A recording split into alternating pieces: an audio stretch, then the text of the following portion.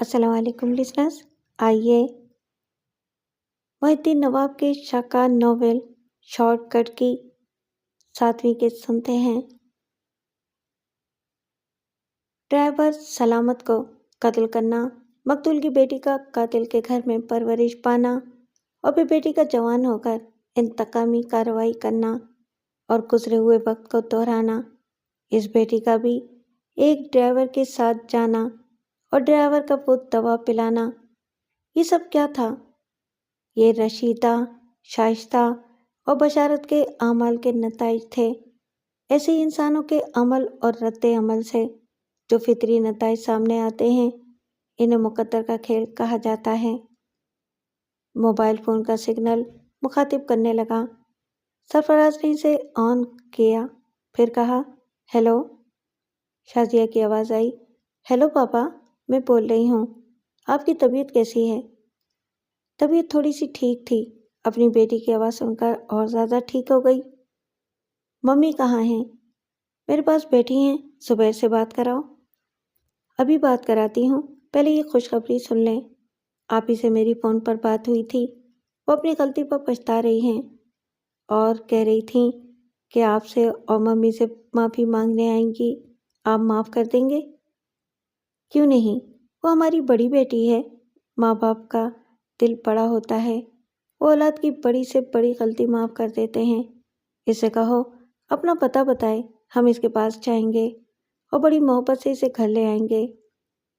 آپ ہی خود آئیں گی، میں نے انہیں آپ کا پتہ بتا دیا ہے۔ اوہ گاڈ، یہ تم نے کیا کیا؟ اسے یہاں کا پتہ معلوم نہیں ہونا چاہیے تھا۔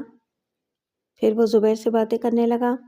رشیدہ فون کے اسپیکر کے ذریعے دونوں طرف کی باتیں سن رہی تھی اور یہ سن کر خوش ہو رہی تھی کہ بیٹی کو غلطی کا احساس ہو گیا ہے۔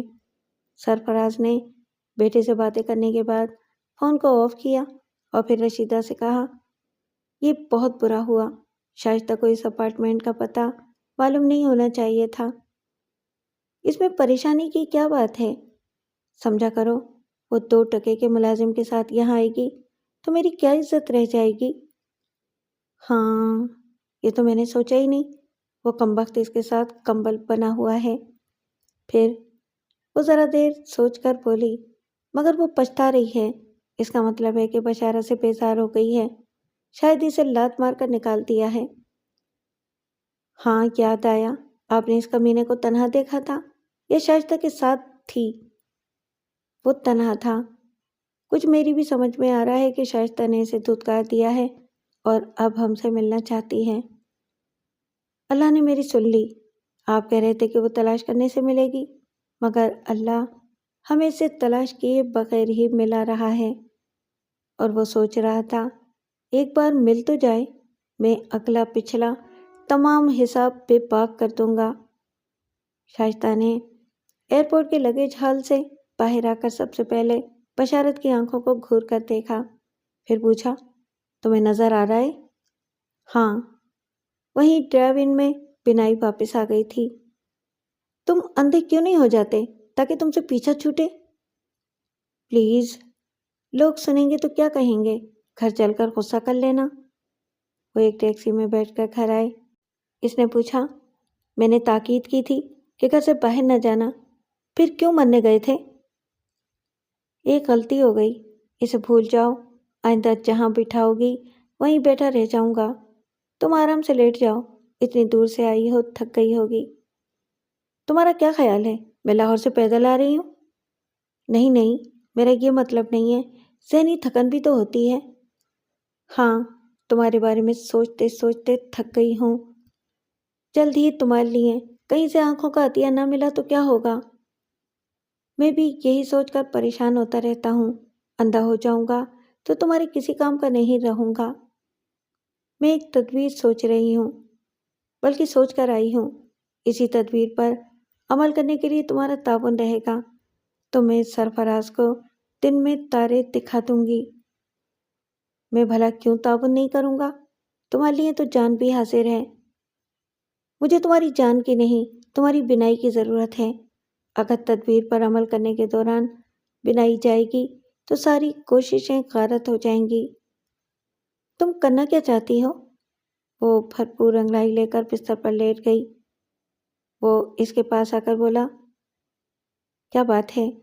وہ بولی، سرفراز کلفٹن کے ایک اپارٹمنٹ میں رہتا ہے، مجھے پتہ معلوم ہو گیا ہے۔ کیسے معلوم ہوا؟ کیا تم کسی پولیس والے کی اولاد ہو؟ کیسے بھی معلوم ہو گیا؟ پوچھ کر کیا کرو گے؟ اس کی ڈانٹ ڈپٹ اچھی لگتی تھی، آخر اپنی تھی، کھلاتی پلاتی تھی۔ وہ اس کی بد مزاجی کو بھی ایک ادا سمجھتا تھا۔ وہ بولی، بیچ میں نہ مولا کرو، میں بھول جاتی ہوں۔ ہاں، تمہیں کیا کہہ رہی تھی؟ تمہیں سرفراز کا پتہ معلوم ہو گیا ہے؟ ہاں، ممی بھی وہاں موجود ہیں، میں ان سے ملنے جاؤں گی۔ اس سے پہلے ایک اچھی سی کار خرید لوں گی۔ تم اس کار میں اپارٹمنٹ سے ذرا دور رہو گے، تمہارے پاس موبائل فون ہوگا، جب بھی میں فون پر کہوں آ جاؤ تو فوراً اپارٹمنٹ کے سامنے چلے آنا۔ وہ خاموش رہی، پھر بولی، کوئی سوال کرنا چاہو تو کرو۔ میں اپارٹمنٹ کے سامنے آ جاؤں گا، پھر کیا ہوگا؟ ہم سرفراز کو اغوا کر کے اس گھر میں لائیں گے۔ اب یہ نہ پوچھنا کہ کیسے اغوا کیا جائے گا، یہ میرا کام ہے، مجھے تمہاری طرف سے اندیشہ ہے۔ اسے یہاں لاتے وقت اور کار ڈرائیو کرتے وقت تمہاری بینائی دھوکہ دے گی تو کیا ہوگا؟ بینائی کو اپنے قابو میں رکھنا میرے بس کی بات نہیں ہے، میں تو صرف خدا سے دعا ہی کر سکتا ہوں کہ وہ مجھے تمہاری آزمائش میں پوری طرح کامیاب کرے۔ میں مانتی ہوں بعض حالات میں ہم بے بس ہوتے ہیں، دعائیں مانگ کر ہی کامیابی کا انتظار کرتے ہیں۔ میں تم پر بھروسہ کرنے پر مجبور ہوں، اس معاملے میں کسی تیسرے کو رازدار بنانا دانشمندی نہیں ہوگی۔ وہ تھوڑی دیر کے لیے خاموش ہو گئے، اپنے موجودہ مسائل کو ذرا بھولتے رہے۔ پھر شائستہ بولی، تم بہت اچھے ہو، مجھے اچھا بھی کہتی ہو پھر غصہ بھی دکھاتی ہو۔ غلطیاں کرو گی تو ضرور غصہ آئے گا، میں خوش ہو کر انعام دیتی ہوں تو ناراض ہو کر گالیاں بھی دے سکتی ہوں، لیکن یہ مرد کی شان کے خلاف ہے کہ وہ عورت کی زیادتیاں برداشت کرے۔ شان صرف مرد کی نہیں ہوتی، عورت کماؤ ہو تو مرد سے زیادہ شاندار ہوتی ہے۔ یہ مت بھولو کہ تمہارا ہاتھ لینے والا ہے اور میرا ہاتھ اوپر ہے دینے والا۔ مرد کی زبان چپ ہو گئی، کیونکہ یہ عورت یا مرد کی برتری کا معاملہ نہیں تھا، یہ صرف اور صرف معاشی مسئلہ تھا۔ اگر ایک ٹانگے والے کا بیٹا بے روزگار ہے اور 4 پیسے بھی کما کر نہیں لاتا اور گھوڑا روز 40 روپے کما کر دیتا ہے تو گھوڑا آدمی سے برتر ہوگا۔ وہ بولی، تم میری سہیلیوں کو جانتے ہو؟ ہاں، وہ صفیہ اور رضوانہ جو تمہارے ساتھ پچھلی سیٹ پر بیٹھا کرتی تھیں۔ صفیہ جوانی میں بیوہ ہو گئی، لیکن شوہر کی چھوڑی ہوئی دولت اور جائیداد کی مالکہ بن گئی۔ پھر اس نے شادی نہیں کی، ایک بے روزگار گریجویٹ کو رکھ لیا ہے۔ پہلے مرد گرل فرینڈ رکھتے تھے، اب عورتیں بھی بوائے فرینڈ رکھتی ہیں۔ بشارت نے دل میں اعتراف کیا، بے شک۔ وہ بولی، میری دوسری سہیلی رضوانہ کو اس کے شوہر نے چھوڑ دیا اور ایک دولت مند بیوہ سے شادی کر لی، اب وہ اس بیوہ کا تابعدار بن کر رہتا ہے۔ مجھے یقین ہے کہ میں جب تک تمہاری ضرورتیں پوری کرتی رہوں گی تم میرے وفادار رہو گے اور میری نرمی گرمی کو برداشت کرتے رہو گے۔ وہ خاموش رہا۔ دوسرے دن شائستہ نے ایک کار خرید لی، پھر گھر آ کر فون کے ذریعے ماں کو مخاطب کیا، ہیلو ممی، میں آپ کی نالائق بیٹی ہوں، شاید آپ میری آواز بھی نہیں پہچانیں گی۔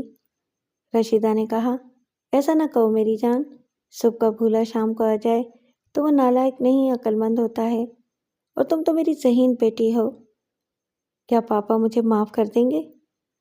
سرفراز کی آواز آئی، بیٹی غلطی ہر انسان سے ہوتی ہے، تمہیں معافی مانگنے سے پہلے ہی میں معاف کر چکا ہوں، تم کہاں ہو؟ تمہیں لینے کے لیے ہم خود آئیں گے۔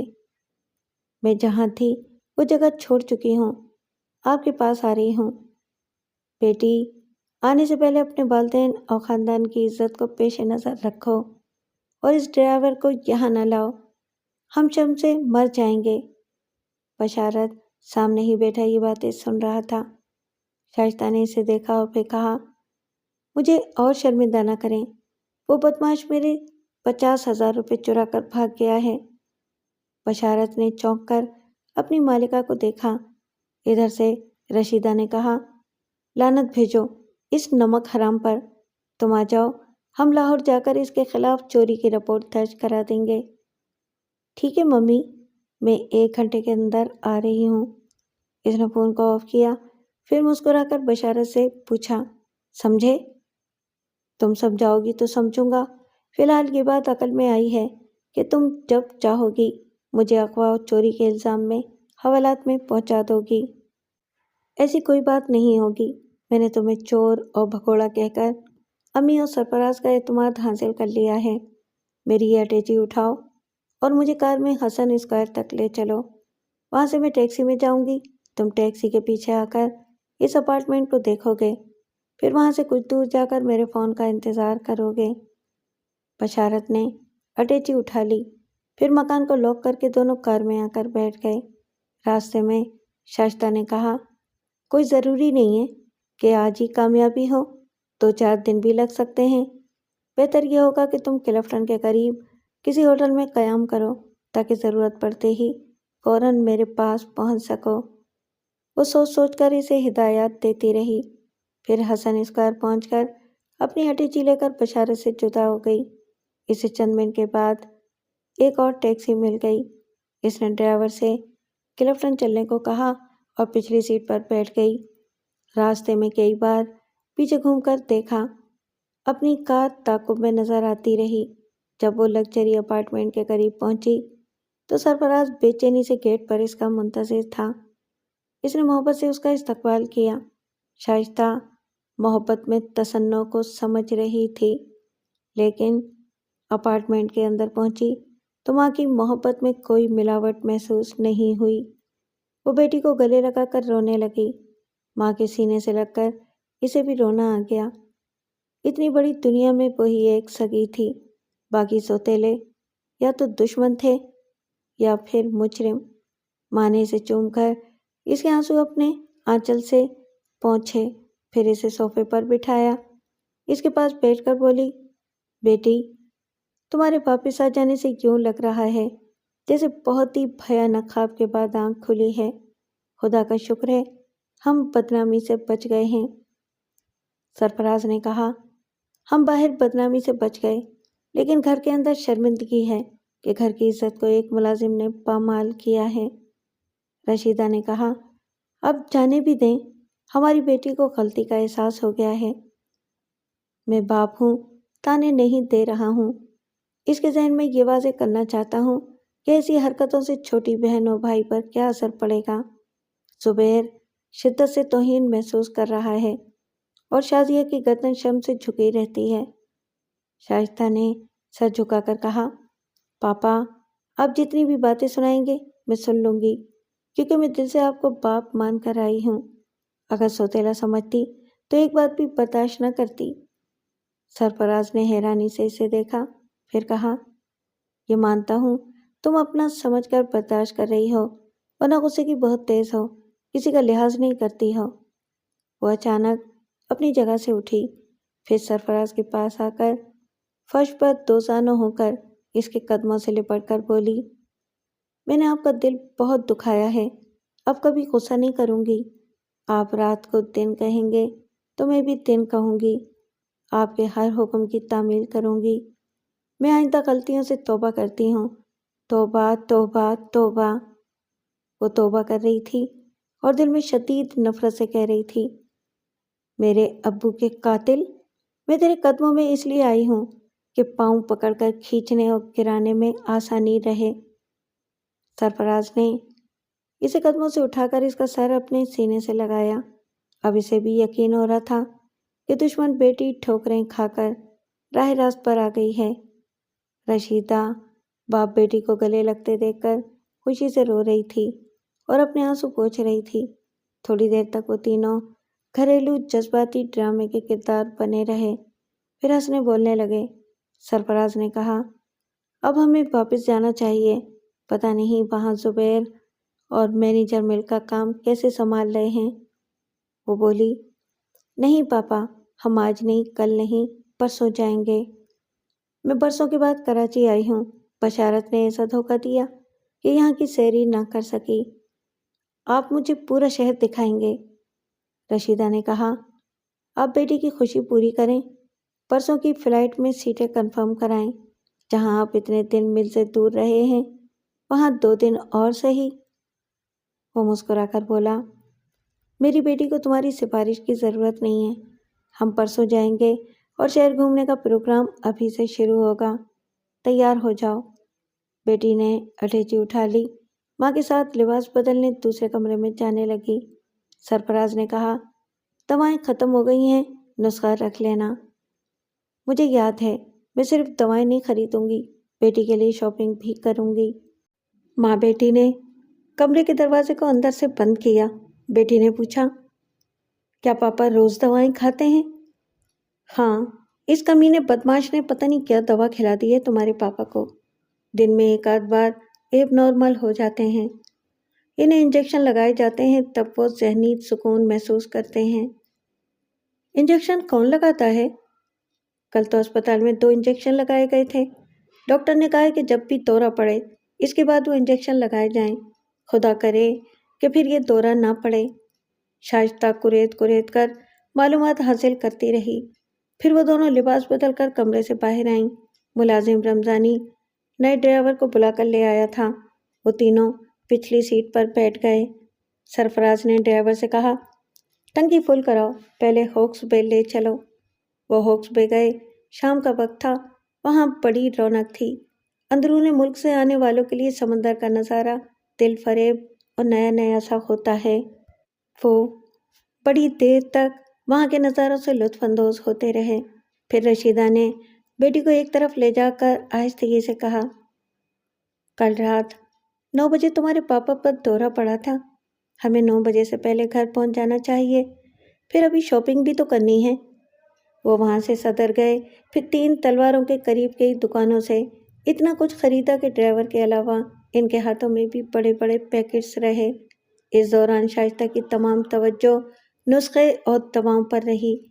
رشیدہ نے یہ دونوں چیزیں ایک شاپنگ بیگ میں رکھی تھیں۔ شائستہ نے ماں کی نظریں بچا کر اس بیگ میں سے نسخہ اور دوائیں نکال لیں۔ پھر کار میں آ کر بیٹھتے ہی انہیں باہر پھینک کر دروازہ بند کر لیا۔ کار آگے بڑھ گئی۔ اپارٹمنٹ میں واپس آ کر سبھی تھکے ہوئے انداز میں صوفوں پر بیٹھ گئے۔ سرفراز نے پلنگ پر لیٹتے ہوئے کہا، پتہ نہیں لوگ پیدل کس طرح چلتے ہیں، ہم تو کار میں بیٹھ کر بھی تھک جاتے ہیں۔ رشیدہ نے کہا، آپ تو یوں بھی کمزور ہو گئے ہیں، آرام سے لیٹے رہیں، میں دوائیں نکال کر دے رہی ہوں، آپ کھا لیں۔ ڈاکٹر نے کہا ہے کہ ان دواؤں سے توانائی بھی حاصل ہوتی رہے گی۔ وہ شاپنگ بیگ سے سامان نکالنے لگی اور پھر بولی، دوائیں کہاں ہیں؟ سرفراز نے پوچھا، تم نے کہاں رکھی تھیں؟ مجھے یاد ہے کہ اسی بیگ میں رکھی تھیں، دواؤں کے ساتھ نسخہ بھی تھا۔ شائستہ اپنے شاپنگ بیگ سے سامان نکال چکی تھی اور کچھ تلاش کر رہی تھی۔ پھر اس نے کہا، میری لپسٹک اور ٹوتھ پیسٹ بھی نہیں ہے۔ تم ماں بیٹی نے یہ چیزیں کسی دکان میں چھوڑ دی ہیں، زیادہ شاپنگ کا یہی نتیجہ ہوتا ہے۔ پاپا، میری جو چیزیں گم ہوئیں وہ اتنی ضروری نہیں ہیں، آپ کی دواؤں کا کیا ہوگا؟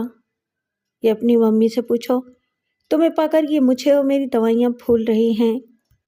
رشیدہ نے کہا، خدا نہ کرے کہ کبھی آپ کو بھولوں، میں ابھی جا کر دوسری دوائیں لے آؤں گی۔ لیکن نسخے کے بغیر کیسے لاؤ گی؟ پھر میں تو اب اتنی دور نہیں جاؤں گا۔ آپ آرام کریں، شائستہ تم چلو گی؟ او نو ممی، میں بھی تھک گئی ہوں، پھر پاپا بھی یہاں اکیلے رہ جائیں گے۔ ٹھیک ہے، تم پاپا کے پاس رہو، میں رمضانی کو ساتھ لے جاتی ہوں۔ جس دکان سے دوائیں لی تھیں شاید اس کیمسٹ کو دواؤں کے نام یاد ہوں۔ او ممی، آپ سی بریز اسپتال کے ڈاکٹر کے پاس جا کر وہ نسخہ دوبارہ لکھوا سکتی ہیں۔ اگر کیمسٹ کو یاد نہ رہا تو ڈاکٹر کے پاس جانا ہی ہوگا۔ رشیدہ رمضانی کے ساتھ چلی گئی، دروازہ بند کر کے آئی، پھر پلنگ کے سرے پر بیٹھ کر سرفراز کے پاؤں تاپنے لگی۔ وہ خوش ہو کر بولا، ارے یہ کیا کر رہی ہو؟ پاپا، جب میں نے واپس آنے کا فیصلہ کیا تو یہ بھی عہد کیا تھا کہ آپ معاف کر دیں گے اور میری حماقتوں کو بھلا دیں گے، تو میں دن رات آپ کی خدمت کر کے آپ کا دل جیت لوں گی۔ بھائی، تم نے آتے ہی دل جیت لیا ہے۔ بشارت نے مجھے نقصان پہنچایا ہے مگر فائدہ بھی تو پہنچایا ہے۔ اس سے دھوکہ کھا کر تمہیں ماں باپ کی محبت اور اہمیت معلوم ہوئی ہے۔ آپ میرے سامنے اس ذلیل کمینے کا نام نہ لیں۔ اگر وہ دور نہ ہوتا تو میں اسے بھی یہی دوا پلا کر پاگل بنا دیتی۔ بیٹی، اس دوا کا ذکر نہ کرو، سنتے ہی میرے اندر ہیچان پیدا ہوتا ہے۔ ایسے وقت آپ کو ٹھنڈا پانی یا ٹھنڈا مشروب پینا چاہیے۔ ڈاکٹر نے بھی یہی ہدایت کی ہے۔ مجھے ایک گلاس لیمن اسکواش دے دو، ابھی لاتی ہوں۔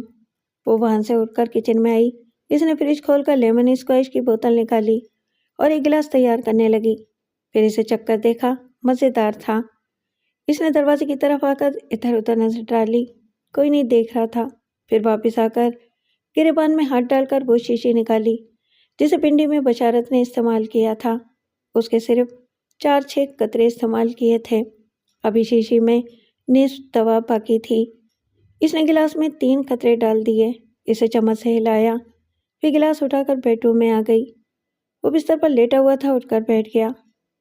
کچھ پریشان نظر آ رہا تھا، کہہ رہا تھا، میرا دل گھبرا رہا ہے، کہیں پھر طبیعت بگڑے گی تو کیا ہوگا؟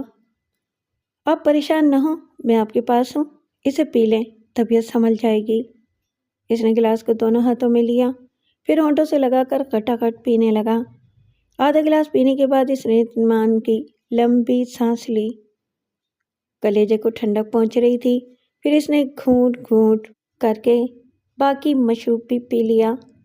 وہ خالی گلاس لے کر بولی، اب آپ آرام کیجیے گا، تکیے سے ٹیک لگا لے، میں ابھی آتی ہوں۔ وہ بیڈ روم سے نکل کر ڈرائنگ روم میں آئی، وہاں موبائل فون رکھا ہوا تھا۔ اس نے بشارت سے رابطہ کیا اور پھر بولی، ایک لمحہ بھی ضائع نہ کرو، فوراً چلے آؤ۔ تمہاری بینائی ٹھیک ہے نا؟ بالکل ٹھیک ہے، ابھی پہنچ رہا ہوں۔ رابطہ ختم ہو گیا۔ اس نے کچن میں آ کر گلاس کو اچھی طرح دھو کر ایک طرف رکھا، پھر سرفراز کے پاس آئی، اس سے بولی، تم کیسا محسوس کر رہے ہو؟ وہ چونک کر بولا، تم اپنے پاپا کو تم کہہ رہی ہو؟ وہ حیرانی سے بولی، میں نے آپ کہا ہے، آپ غلط کیوں سن رہے ہیں؟ ہاں، وہ مجھے ایسا ہی لگا جیسے تم کہہ رہی ہو۔ پاپا، کہیں یہ دورہ پڑنے کے آثار؟ اتنا کہہ کر وہ کوئی لفظ ادا کیے بغیر ہونٹ ہلانے لگی جیسے کچھ کہہ رہی ہو۔ سرفراز نے اسے غور سے دیکھتے ہوئے کہا، تم نے بات پوری نہیں کی، تمہاری آواز کیوں نہیں نکل رہی ہے؟ وہ کانوں کے قریب آ کر اونچی آواز میں بولی، میں تو بول رہی ہوں، کیا تو بہرا ہو گیا ہے؟ مجھے پاگل بنانے کی سازش کرنے والے کیا پاگل ہو رہا ہے؟ وہ زور زور سے چیخنے لگا، کیا بکواس کر رہی ہے؟ میں تجھے مار ڈالوں گا۔ تو نے واپس آ کر اپنی موت کو دعوت دی ہے، میں تجھے زندہ نہیں۔ وہ اٹھتے اٹھتے اوندھے منہ گرا، آدھا بستر پر رہا، آدھا فرش پر آیا۔ وہ جھک کر بولی، پور پاپا، آپ مجھے دشمن کیوں سمجھ رہے ہیں؟ میں آپ کی بیٹی ہوں، اسی لیے ابھی آپ کا کلیجہ ٹھنڈا کیا ہے۔ وہ ہنسنے لگا، ہنستے ہنستے بستر سے پھسلتے ہوئے پوری طرح فرش پر آ کر لوٹنے لگا۔ شائستہ ذرا دور آ کر ایک کرسی پر بیٹھ گئی، اس کی بے بسی کا تماشا دیکھنے لگی۔ 15 منٹ کے بعد گاڑی کی آواز سن کر باہر آئی۔ بشارت آ چکا تھا۔ اس نے اندر بلا کر کہا، اسے اٹھاؤ اور پچھلی سیٹ پر ڈال دو۔ اس نے سرفراز کے پاس آ کر اسے اٹھایا، وہ نیم بے ہوشی کی حالت میں تھا۔ شائستہ نے کہا، پاپا ذرا ہوش میں رہیں، ہم آپ کو اسپتال لے جا رہے ہیں۔ بشارت نے اسے مضبوطی سے جکڑ کر کھڑا کیا تھا، وہ کرا رہا تھا۔ بشارت اسے گھسیٹتا ہوا سا کار تک لے گیا، پھر کار کی پچھلی سیٹ پر پہنچتے پہنچتے سرفراز بے ہوش ہو گیا۔ شائستہ نے ایک کاغذ پر لکھا، ممی، پاپا پر شدید دورہ پڑا ہے، میں انہیں اسپتال لے جا رہی ہوں، آپ میرے فون کا انتظار کریں۔ اس نے اس تحریر کو بیرونی دروازے پر چپکایا، اسے لاک نہیں کیا، ویسے ہی کھلا چھوڑ کر کار کی اگلی سیٹ پر آ گئی۔ بشارت نے کار اسٹارٹ کی، پھر وہ اپارٹمنٹ کے احاطے سے باہر آ گئے۔ وہ رفتار تیز کرتے ہوئے بولا، اب میں سمجھ رہا ہوں، تم نے جو دوا مجھ سے لی تھی اس سے فائدہ اٹھایا ہے۔ ہاں، اسے اپنے مکان میں لے جا کر قیدی بنا کر رکھنا ہے۔ تم اسے باندھ کر رکھو گے، نہ چیخنے دو گے، نہ باہر نکلنے دو گے۔ میں اسے جہاں باندھوں گا وہاں سے ہلنے نہیں دوں گا، لیکن اسے کب تک قیدی بنا کر رکھو گی؟ ابھی شیشی میں دوا کے کافی قطرے ہیں، میں تھوڑا تھوڑا کر کے یہ زہر دوں گی، اسے تڑپا تڑپا کر پوری طرح پاگل بنا دوں گی۔ وہ اپنے مکان میں پہنچ گئے۔ بشارت نے کار کو دروازے سے لگا کر کھڑا کیا۔ شائستہ نے مکان کا دروازہ کھولا۔ بشارت نے کار کے پچھلے دروازے کو کھول کر سرفراز کے بغل میں ہاتھ ڈال کر اسے باہر کھینچا۔ اسٹریٹ لائٹ نہ ہونے سے رات کا اندھیرا اور گہرا ہو گیا تھا۔ کوئی دیکھنے والا نہیں تھا۔ وہ اسے کھینچ کر اندر لے آیا، پھر اسی طرح فرش پر گھسیٹتا ہوا ایک کمرے میں لا کر اسے اٹھا کر بستر پر ڈال دیا۔ شائستہ نے کہا، اس کے دونوں ہاتھ پلنگ کی پٹیوں سے باندھ دو۔ وہ رسی لے آیا، پھر پلنگ کے دونوں طرف دونوں ہاتھوں کو باندھتے ہوئے بولا، وہ دوا زیادہ مقدار میں دی جائے تو ہلاکت کا باعث بن سکتی ہے۔ اگر یہ مر گیا تو کیا ہوگا؟ وہ ایک کرسی پر آرام سے بیٹھ کر بولی، مر جائے گا تو گھر لے جاؤں گی، کوئی مجھے قاتل ثابت نہیں کر سکے گا۔ میں کہوں گی کہ یہ پاگل پن میں ٹیکسی سے نکل کر بھاگ گیا تھا، میری نظروں سے اوجھل ہو گیا تھا۔ بڑی تلاش کے بعد کسی ویران سے راستے کے کنارے مردہ ملا، تم اس کی لاش اسی ویرانے میں ڈالاؤ گے۔ میں ٹیکسی میں ادھر جاؤں گی، پھر فون کے ذریعے ممی کو اسی جگہ بلاؤں گی، انہیں یقین آ جائے گا۔ وہ گھور کر سرفراز کو دیکھ رہی تھی۔ بشارت نے کہا، بخدا اس وقت تم بے حد خطرناک لگ رہی ہو۔ میں محسوس کر رہی ہوں کہ میں ابھی میں نہیں ہوں، میرے ابو کی روح میرے اندر سمائی ہوئی ہے۔ کہا جاتا ہے کہ میں ایب نارمل ہوں، شاید یہ درست ہے۔ بیٹی کے اندر مقتول باپ سما جائے تو بیٹی اوپر سے نارمل اور اندر سے باپ ایب نارمل ہوتا ہے۔ مقتول باپ؟ کیا تمہارے ابو کو قتل کیا گیا تھا؟ ہاں، یہ قاتل سامنے ہے۔ مجھ سے فضول سوالات نہ کرنا کہ یہ کیوں قتل کی واردات ہوئی تھی۔ میں اپنی فیملی ہسٹری بتانا ضروری نہیں سمجھتی، بس اتنا ہی بہت ہے کہ یہ میرے قابو میں آ گیا ہے۔ پہلے میں اسے مار ڈالنا چاہتی تھی، پھر دماغ میں آیا کہ یہ مجھے پاگل خانے پہنچانا چاہتا تھا، پھر میں کیوں نہ اسے وہیں پہنچا دوں۔ یہ میرے ابو کا قاتل ہے، زندہ بھی رہے گا اور اپنی بوٹیاں نوچتا رہے گا تو مجھے سکون آسودگی حاصل ہوتی رہے گی۔ وہ ایسی خوابناک نظروں سے قاتل کو دیکھنے لگی جیسے آسودگی حاصل کر رہی ہو۔ پھر وہ بولی، میں چاہتی ہوں کہ مرے نہ، زندہ رہے، خدا اسے لمبی عمر دے۔ کوئی دشمن ایسی دعا نہیں دے سکتا، لیکن میں دے رہی ہوں۔ شاہی، میرا ایک مشورہ مانو گی؟ بولو، آج میں بہت خوش ہوں۔ خوش تو ہو، مگر میں محسوس کر رہا ہوں کہ تمہارے اندر لاوا پک رہا ہے۔ ذرا ایزی فیل کرو، اب تو یہ قابو میں ہے، کہیں نہیں جا سکے گا۔ اپنے اندر کے غصے کو کم کرو۔ ہاں، خوش بھی ہوں اور ہوش میں بھی ہوں۔ میں نہیں چاہتی کہ جنون میں آ کر کوئی غلطی کروں۔ اسے زندہ رکھنے کے لیے اس کا خاص خیال رکھنا ہوگا۔ تم ابھی جاؤ اور روٹی سالن کے علاوہ تازہ پھل لے آؤ۔ اسے لیمن اسکوائش پسند ہے، ایک بوتل وہ بھی لے آؤ۔ ہم اسے ٹھنڈی تاثیر والی غذائیں دیں گے۔ وہ جانے لگا۔ شائستہ نے کچھ سوچ کر آواز دی، ادھر آؤ۔ وہ آ گیا۔ اس نے پوچھا، کل اسی وقت تمہاری بنائی گئی تھی؟ ہاں، یہی وقت ہے۔ اور تم مرنے کے لیے پھر باہر جا رہے ہو؟ کچھ اپنی عقل سے بھی سوچ لیا کرو۔ باہر جا کر کسی مصیبت میں پڑو گے تو میں یہاں تنہا اس کی نگرانی نہیں کر سکوں گی، مجھے بہت سے پرابلمز فیس کرنے پڑیں گے۔ وہ ہاتھ باندھے تابیداری میں کھڑا رہا، اٹھ کر بولی، گاڑی کی چابی دو، یہاں قریبی دکانوں تک میں بھی ڈرائیو کر کے جا سکتی ہوں، تم اندر سے دروازہ بند رکھو اور اس کے قریب ہی رہو۔ وہ چابی لے کر چلی گئی۔ بشارت نے دروازے کو اندر سے بند کیا، پھر سرفراز کے پاس آ کر کرسی پر بیٹھ گیا۔ اس کے اندر خوف سما رہا تھا۔ اس نے ہزاروں روپے کی آمدنی کے پیش نظر پہلی غلطی یہ کی کہ شائستہ کا اعتماد حاصل کرنے کے لیے سرفراز کو پاگل بنا دیا۔ دوسری غلطی یہ کی کہ 1 کروڑ پتی کی بیٹی کے ساتھ بھاگ کر اغوا کا مجرم بن گیا۔ اب شائستہ کے تیور بتا رہے تھے کہ وہ اسے سرفراز کا قاتل بھی بنا دے گی۔ اگرچہ وہ مہربان تھی، دریا دل تھی، ہزاروں روپے دے کر بھول جاتی تھی، یہ دریا دلی جاری رہے تو وہ لاکھوں روپے جمع کر لے گا، لیکن جیل کا اور پھانسی کا راستہ بھی دکھائی دے رہا تھا۔ وہ پریشان ہو کر سوچ رہا تھا۔ سیدھی سی بات تھی، شائستہ کو انتقامی کارروائی سے باز رکھنا چاہیے تھا، لیکن وہ کہہ چکی تھی کہ وہ دراصل وہ نہیں ہے، اس کے اندر مقتول باپ سمایا ہوا ہے، وہ انتقام لینے سے باز آنے والی نہیں تھی۔ دوسرا راستہ یہ تھا کہ وہ ساتھ چھوڑ کر بھاگ جائے۔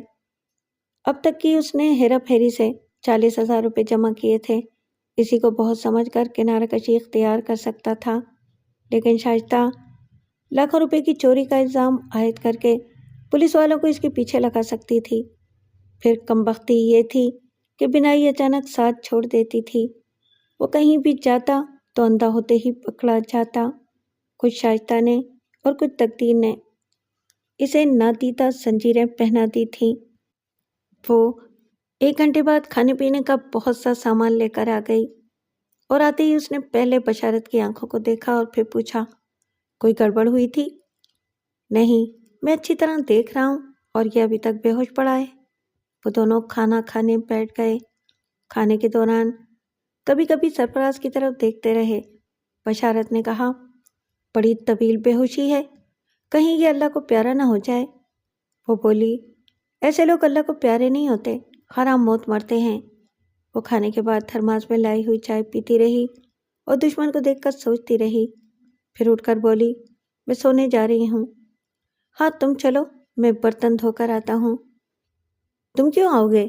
کیا روز تمہیں چربی چڑھتی ہے؟ یہاں اس کے پاس کون رہے گا؟ ٹھیک ہے، میں اس کی نگرانی کروں گا، تم آرام کرو۔ اسے ہوش آنے کے بعد کچھ کھانے کو ضرور دینا، کھانے کے بعد سو جائے تو ٹھیک ہے، پریشان کرے تو مجھے جگہ دینا۔ وہ اپنی خوابگاہ کی طرف چلی گئی۔ وہ تھوڑی دیر تک بیٹھا رہا، شائستہ کے رویے پر کڑتا رہا۔ بیویاں بھی شوہر کے رویوں پر کڑتی ہیں، پھر صبر کر کے گھر کے کام کاج میں لگ جاتی ہیں۔ اس نے بھی برتن دھوئے، پھل وغیرہ کو فریج میں رکھا، گھر کی صفائی کی، پھر سرفراز والے کمرے میں آ گیا۔ وہاں 2 بیڈ ذرا فاصلے پر تھے، ایک پر سرفراز تھا۔ وہ 0 پاور کا بلب آن کر کے باقی لائٹس بجھا کر دوسرے بستر پر آ گیا۔ شائستہ اپنی خوابگاہ میں بستر پر بیٹھی ہوئی تھی، نیند نہیں آ رہی تھی، سوچ رہی تھی ممی کیمسٹ کے پاس گئی ہوں گی اور وہاں سے خاصی بھاگ دوڑ کے بعد دوائیں لے کر اپارٹمنٹ میں آئی ہوں گی۔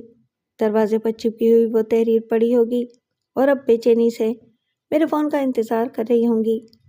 وہ سلامت کی بیٹی بن کر سوچ رہی تھی، ماں اپنے دوسرے شوہر کے لیے زیادہ پریشان ہوگی یا پہلے شوہر کو کھیتوں میں بھاگتے اور کھڑی فصل کے درمیان قتل ہوتے دیکھ کر روئی ہوگی۔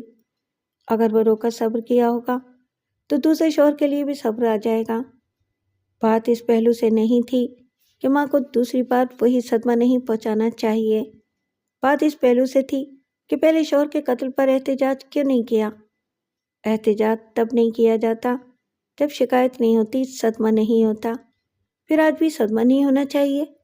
اس نے فون اٹھا کر رابطہ کیا۔ دوسری طرف سے ماں کی آواز سنائی دی۔ وہ بولی، ہیلو ممی، میں پبلک کال آفس سے بول رہی ہوں، پاپا اسپتال میں اب تک بے ہوش ہیں، ڈاکٹرز انہیں اٹینڈ کر رہے ہیں، جیسے ہی ہوش میں آئیں گے میں آپ کو فون کر دوں گی۔ انہیں کون سے اسپتال لے گئی ہو؟ میں ابھی وہاں آؤں گی۔ آپ نہیں آ سکیں گی، آپ کو کراچی کے حالات کا علم ہے، یہاں آئے دن ہنگامے ہوتے رہتے ہیں۔ 1 گھنٹہ پہلے یہاں قریبی زبردست دھماکہ ہوا تھا، کوئی سیریس معاملہ ہے، فوج آ گئی ہے اور اس علاقے میں کرفیو لگا دیا گیا ہے۔ بیٹی، وہ کون سا علاقہ ہے، کون سا اسپتال ہے، مجھے بتاؤ تو صحیح۔ شائستہ نے فون کے مائک پر ہاتھ رکھ کر پوچھا۔ ہیلو ممی، آپ خاموش کیوں ہیں؟ کیا میری آواز نہیں آ رہی ہے؟ ماں نے کہا، آواز بہت دھیمی ہو گئی ہے، ذرا زور سے بولو۔ ہیلو ہیلو، وہ نان سینس۔ اوہ، یہ فون کو کیا ہو گیا ہے؟ بالکل آواز نہیں آ رہی ہے۔ مسٹر، آپ لوگ پبلک کال آفس کھول کر بیٹھ جاتے ہیں اور فون صحیح نہیں رکھتے، اب اس کرفیو میں کہاں جا کر فون کروں؟ میری ممی پریشان ہوں گی۔ نان سینس، یہ کہتے ہی اس نے فون بند کر دیا۔ اس چالاکی سے ماں کو یہ اطمینان دلایا کہ سرفراز اسپتال میں ہیں اور ڈاکٹرز اس پر توجہ دے رہے ہیں، پھر فون کی خرابی کا بہانہ کر کے اسپتال اور علاقے کا نام بتانے سے کترا گئی۔ اس کے دل کو اطمینان ہوا کہ ماں اب زیادہ پریشان نہیں ہوگی، صبر سے صبح کا انتظار کرے گی۔ وہ تھکے ہوئے انداز میں لیٹ گئی، ایک بار انگڑائی لی پھر سونے کی کوشش کرنے لگی۔ عجیب سی بے چینی تھی۔ پھر سونے کی کوشش کرتے کرتے آخر سو ہی گئی۔ دوسرے کمرے میں بشارت کی بھی آنکھ لگ گئی تھی۔ اسے اطمینان تھا کہ سرفراز ہوش میں آنے کے بعد بستر سے اٹھ نہیں سکے گا۔ اس کے دونوں ہاتھ پلنگ کے دونوں طرف کی پٹیوں سے بندھے ہوئے تھے۔ نیند آتی ہے تو آدمی نیم مردہ سا رہتا ہے، آدھی موت اور آدھی زندگی گزارتا ہے۔ یوں حساب کیا جائے تو انسان اپنی آدھی زندگی سوتے سوتے گزار دیتا ہے۔ رات گزر گئی، صبح کی اذان ہونے لگی۔ اس وقت سرفراز کے منہ سے ہلکی سی کرہا نکلی۔ اس کی آنکھیں بند تھیں، وہ ذرا کسمسا رہا تھا۔ پھر کر آتے ہوئے دونوں مٹھیاں بند کرنے اور کھولنے لگا۔ شاید ہاتھوں کے بندھے رہنے سے تکلیف محسوس کر رہا تھا۔ پھر اس کے ہاتھ ساکت ہو گئے۔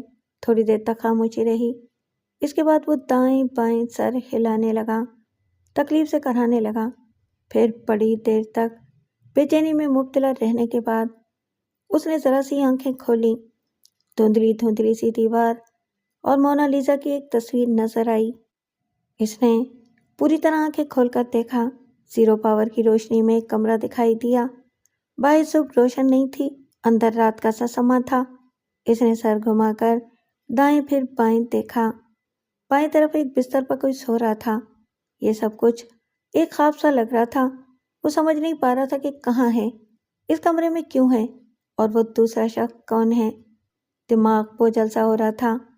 اس نے سر پکڑنے کے لیے ہاتھوں کو اٹھانا چاہا تو دونوں ہاتھ ہل کر رہ گئے۔ ہاتھ کیوں نہیں اٹھ رہے ہیں، یہ دیکھنے کے لیے اس نے اٹھنا چاہا۔ سر ذرا سا اٹھا، پھر تکیے پر گر پڑا۔ سر میں بہت تکلیف تھی، بہت دکھ رہا تھا۔ وہ کرانے لگا۔ اس کے منہ سے ہاں ہاں آہ آہ کی آوازیں نکل رہی تھیں اور کمرے میں دھیرے دھیرے گونجتی جا رہی تھیں۔ یہ آوازیں بشارت کے کانوں میں پہنچی تو وہ نیند میں کسمسایا۔ پھر اس کی آنکھیں کھل گئیں۔ ایک لمحے کو وہ زیرو پاور کا بلب دکھائی دیا، پھر بجھ گیا۔ گہری تاریکی چھا گئی۔ وہ ایک دم سے ڈر گیا۔ دماغ نے چیخ کر کہا، بلب نہیں بجھا، آنکھیں بجھ گئی ہیں۔ ایسا ہوتا ہے، سوئچ آن کرو تو وہ ایک ساتھ کے لیے روشن ہو کر ہمیشہ کے لیے بجھ جاتا ہے، پھر وہ روشنی نہیں دیتا۔ کمرے کو روشن کرنے کے لیے فیوز اڑنے والے بلب کو ہٹا کر دوسرا بلب لگانا پڑتا ہے، اور دنیا کو روشن دیکھنے کے لیے فیوز اڑنے والی آنکھوں کو ہٹا کر دوسری آنکھیں لگائی جاتی ہیں۔ وہ گہری تاریکی میں سرفراز کی کرہیں سن رہا تھا۔ اس نے کہا، تم ہوش میں آ گئے؟ ہوش میں؟ سرفراز نے پوچھا، کیا میں بے ہوش تھا؟ کیا ہوا تھا مجھے؟ کچھ نہیں ہوا تھا۔ یہ اچھا ہوا کہ بجلی چلی گئی، تاریکی چھا گئی۔ تم مجھے نہیں دیکھ سکتے، کیا میری آواز سے مجھے پہچان رہے ہو؟ میں تمہیں نہیں دیکھ سکتا، بجلی چلی گئی ہے۔ کیا تم پاگل ہو، اندھے ہو؟ بجلی تو ہے، میں تمہیں دیکھ رہا ہوں۔ بشارت کے دماغ کو جھٹکا سا لگا۔ دنیا نہیں بجھی تھی، آنکھیں بجھ گئی تھیں، اور وہ بھی دشمن کے سامنے۔ اگرچہ اسے بینائی کے چلے جانے سے زیادہ تشویش نہیں تھی، یہ کئی برس کا تجربہ تھا۔ بینائی جاتی تھی، پھر چند منٹوں میں یا چند گھنٹوں میں واپس آ جاتی تھی، لیکن سرفراز کے سامنے اپنی یہ کمزوری ظاہر نہیں کرنا چاہتا تھا۔ وہ بولا، نہ میں اندھا ہوں نہ پاگل، میں تو مذاق کر رہا تھا۔ مجھ جیسے آنکھوں والے کو یہ بجلی کی روشنی کیوں نظر نہیں آئے گی؟ وہ پھر کرانے لگا، پریشان ہو کر کہنے لگا، آہ، ایسا لگتا ہے کہ یہ میرا سر نہیں ہے۔ میں چھو کر دیکھنا چاہتا ہوں مگر میرے ہاتھ بندھے ہوئے ہیں۔ تم بتاؤ، کیا میرا سر موجود ہے؟ بندھی آنکھوں سے گھورتے ہوئے بولا، صاف نظر آ رہا ہے کہ تمہارا سر تمہاری شانوں پر موجود ہے۔ کیا تم اپنے حواسوں میں نہیں ہو؟ اتنا بھی نہیں سمجھتے کہ سر نہ ہوتا تو کیسے سوچتے، کیسے بولتے اور کیسے دیکھتے؟ ہاں، تم سمجھا رہے ہو تو سمجھ میں آ رہا ہے۔ پتہ نہیں مجھے کیا ہو گیا ہے، میں سوچ رہا ہوں کہ تمہیں کہیں دیکھا ہے۔ تمہاری آواز بھی کچھ جانی پہچانی ہے، جیسے ابھی تم نے سمجھایا تھا ویسے پھر سمجھاؤ تو تمہیں پہچان لوں گا۔ بشارت نے تاریک خلا میں تکتے ہوئے سوچا، اس کی باتوں سے ظاہر ہو رہا ہے کہ یہ مجھے پہچان نہیں رہا۔ یقیناً دوا کے باعث حافظہ کمزور ہو گیا ہے۔ شائستہ نے کہا تھا کہ یہ ہوش میں آئے تو اسے کچھ ضرور کھلانا پلانا، مگر میں یہ خدمت کیسے انجام دوں؟ شائستہ کو جگانا ہوگا۔ سرفراز نے پوچھا، اے بھائی خاموش کیوں ہو؟ مجھے بتاؤ کون ہو؟ بتاؤں گا، پہلے آنکھیں بند کرو، پھر جب تک میں نہ کہوں آنکھیں نہ کھولنا۔ آنکھیں بند کرنے سے کیا ہوگا؟ میں اپنے بارے میں بتاؤں گا تو تم آنکھیں بند کرو گے تو پھر مجھے پہچان لو گے۔ اچھا یہ لو، میں آنکھیں بند کر رہا ہوں۔ بشارت نے سوچا کہ وہ آنکھیں بند کر چکا ہے، اسے اندھے کی طرح چلتے نہیں دیکھے گا۔ وہ بستر سے اتر گیا، اندازے سے راستہ ٹٹولتے ہوئے دروازے تک گیا، پھر دروازے کے باہر دیوار کا سہارا لیتے ہوئے شائستہ کے دروازے پر پہنچا۔ پھر اس نے دستک دی۔ وہ ایک دستک پر جاگنے والی نہیں تھی۔ کئی بار دستک دینے کے بعد اس کی نیند بھری آواز سنائی دی، کیا مصیبت ہے؟ کیوں آئے ہو؟ وہ ہوش میں آ گیا ہے۔ تو کیا ہوا؟ کیا اسے سنبھال نہیں سکو گے؟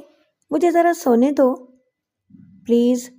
دروازہ کھول کر میری ایک بات سن لو، بہت ضروری بات ہے۔ وہ ناگواری سے اٹھ کر بیٹھ گئی، پھر بڑبڑاتے ہوئے بستر سے اتر کر دروازے تک پہنچی اور دروازہ کھول کر سخت لہجے میں بولی، کیا قیامت آ گئی ہے؟ کیا کہنا چاہتے ہو؟ جلدی بکو۔ وہ چمائی لینے لگی۔ اس نے ہچکچاتے ہوئے کہا، وہ میری بینائی۔ اس نے آگے نہیں کہا، اتنا ہی کہنا کافی تھا۔ اس کی نیند اڑ گئی۔ اس نے چونک کر اس کی آنکھوں کو دیکھا، پھر دانت پیس کر بولی، تمہیں کس وقت موت آ رہی ہے؟ تمہارا اندھا ہونا اور مرنا ایک برابر ہے۔ میں بالکل اکیلی ہو جاؤں گی۔ پلیز صبر کرو، ہمیشہ کی طرح تھوڑی دیر بعد بینائی لوٹ آئے گی۔ سرفراز کے پاس جانے سے پہلے سن لو، اس کا حافظہ کمزور ہو گیا ہے، اس نے مجھے پہچانا نہیں ہے، وہ کسی بھی بات کو اچھی طرح سمجھ نہیں پا رہا ہے۔ ٹھیک ہے، تو میرے کمرے میں جاؤ اور خبردار باہر نہ نکلنا۔ وہ تیزی سے چلتی ہوئی دوسرے کمرے میں آ گئی۔ اب دن کی ہلکی ہلکی روشنی اندر آ رہی تھی۔ سرفراز آنکھیں بند کی بستر پر پڑا تھا اور پوچھ رہا تھا، تم بولتے کیوں نہیں؟ میں کب تک آنکھیں بند رکھوں گا؟ شائستہ نے 0 پاور کے بلب کو بجھایا، پھر کھڑکی کے پردے کو سرکایا۔ کمرے کی 4 دیواری میں دن نکل آیا۔ وہ سامنے آ کر اسے دیکھنے لگی۔ سرفراز کسی اندھے کی طرح آنکھیں بند کیے ہوئے تھا۔ ایک خیال اچانک ہی بجلی کی طرح لپکا، اگر یہ اندھا ہو جائے اور اس کی آنکھیں بشارت کو مل جائیں۔ انتقام کے اندھے آسمان پر برق لہرائی، ادھر سے لپکی ادھر گئی اور شائستہ کے ذہن کو گرما گئی۔ ایک نیا آئیڈیا، ایک نیا ولولہ پیدا ہو گیا۔ وہ تیزی سے سوچنے لگی، ایسا ممکن ہے، ایسا ہو سکتا ہے، میں اس منصوبے پر اچھی طرح غور کروں گی تو یہ ضرور قابل عمل ہوگا۔ اس کی آنکھیں بند تھیں۔ اس نے کہا، اب میں انتظار نہیں کروں گا، میں آنکھیں کھول رہا ہوں، دیکھو آنکھیں کھول رہا ہوں۔ اس نے آنکھیں کھول دیں، پھر چونک کر شائستہ کو دیکھا، حیران ہو کر بولا، نہیں، یہ کیسے ہو سکتا ہے؟ تم ابھی مرد تھے، عورت کیسے بن گئے؟ شائستہ کے لبوں پر مسکراہٹ آ گئی۔ وہ بولی، وہ مرد باہر گیا ہے، میں آپ کے پاس آئی ہوں۔ تم کون ہو؟ یہ سوچ کر میرا سر دکھ رہا ہے کہ میں خود کون ہوں۔ کیا تم میری کوئی مدد کرو گی؟ ہاں، آپ میرے پاپا ہیں، میرے باپ ہیں، میں آپ کی بیٹی شائستہ ہوں۔ وہ آنکھیں پھاڑ کر بولا، شائستہ؟ ہاں، میں نے پہچان لیا، تم میری بیٹی ہو، میں نے تمہیں کئی بار دیکھا ہے۔ کہاں دیکھا ہے؟ کچھ اور بتاؤ۔ میں تمام باتیں یاد دلاؤں گی، لیکن آپ سوچ سوچ کر ذہن کو نہ تھکائیں۔ آپ کل سے بھوکے ہیں، میں پہلے کچھ کھلاؤں گی، بھوک لگ رہی ہے نا؟ ہاں، کچھ ایسا لگ رہا ہے، شاید بھوک کی وجہ سے لگ رہا ہے، میں ابھی کچھ کھانے کو لاتی ہوں۔ وہ اس کمرے سے نکل کر اپنی خوابگاہ میں آئی، اس کی آنکھوں کو دیکھ کر بولی، نظر آ رہا ہے؟ وہ پریشان ہو کر بولا، نہیں، میں دعا مانگ رہا ہوں، بینائی آ جائے گی۔ کیا ولی اللہ ہو کہ دعا قبول ہو جائے گی؟ تم کھانا گرم کرنے اور چائے بنانے کے قابل بھی نہیں رہے۔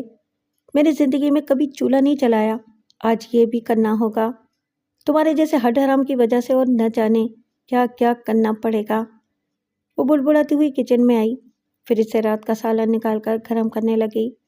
وہ مضبوط قوت ارادی کی مالک تھی، غصے کے باوجود سوچ رہی تھی کہ اسے غصہ آ رہا ہے اور یہ اچھی بات نہیں ہے، ٹھنڈے دماغ سے سوچنا ہوگا اور بڑی احتیاط سے عمل کرنا ہوگا۔ سرفراز کو بھولی ہوئی کچھ باتیں یاد دلانا چاہیے اور کچھ چھپانا چاہیے، اسے بالکل اپنا بنانے سے ہی کام بنے گا۔ वो एक ट्रे में गर्म दूध, गर्म सालन और डबल रोटी की स्लाइस लेकर आई। इसे एक तरफ रखकर इसके बंधे हुए हाथों को खोलते हुए बोली, कल आप पर दौरा पड़ा था, आप बहुत जुनून में थे, इसलिए बांधा गया था। क्या आप बाथरूम जाएंगे? नहीं, ये खाने की महक अच्छी लग रही है, प्लीज़ मुझे दो। वो उठकर बैठ गया, फिर सर को दोनों हाथों से पकड़कर कराने लगा। आह, पता नहीं सर क्यों दुख रहा है। मैं सर मालिश करूंगी तो दर्द दूर हो जाएगा, पहले आप खाना खा लें। इसने ट्रे सामने रख दी। वो झुककर जल्दी जल्दी खाने लगा। शाइस्ता ने कहा, आपका नाम मलिक सरफराज खान है।